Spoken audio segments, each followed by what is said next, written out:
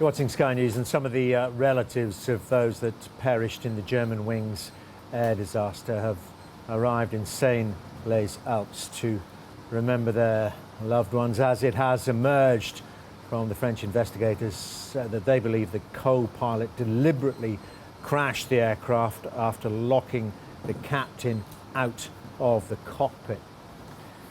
Many implications for the airline industry to absorb, and I want to go to Washington DC now live and speak to Oliver McGee, former US Deputy Assistant Transport Secretary and also an aerospace engineer. Well, very good to talk to you, Mr. McGee. How do you think the global airline industry should absorb this revelation? Well, the global airline industry is in shock. We're not talking about a terrorist act. We're not necessarily talking about a suicide. We're talking about an alleged criminal act. And that is a security breach for the aviation industry. I'm sure that all airlines all around the world are looking at this story very, very carefully. And my condolences go out to the families and friends of the loved ones of the 150 people who perished on Germanwings 9525.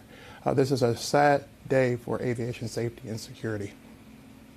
And one of the main issues that airlines will be looking at once again, and I know it's rigorous, is the monitoring and vetting of their aircrew. Well, definitely. The International Civil Aviation Organization has called for global tracking of all aircraft. I'm almost sure that's going to be accelerated.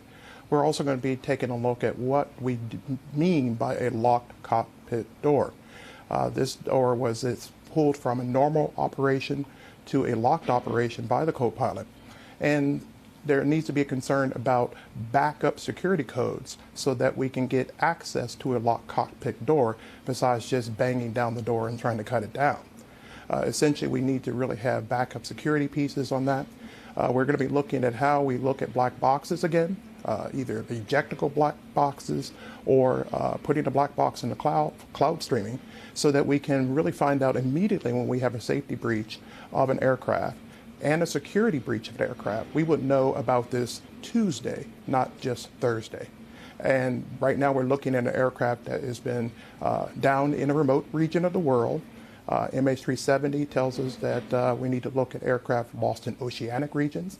So right now we're going to see a little bit of accelerated effort to try from the airline aviation industry to track all global aircraft real time. And do we also have to think about never leaving anyone alone at the controls of an aircraft, even a seasoned professional, as I believe is the situation? Is it in the United States?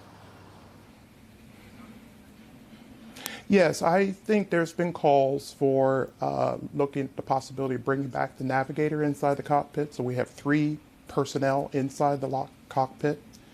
If one should have to leave for, personal reasons and so forth, there's 2 qualified people inside the cockpit as a backup.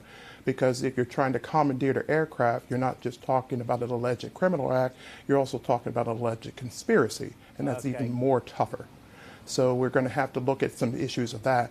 But at the same time, we're also going to be looking at how do you basically ensure that we have personnel that are backing up each other as we aviate, navigate, and communicate the aircraft around the world.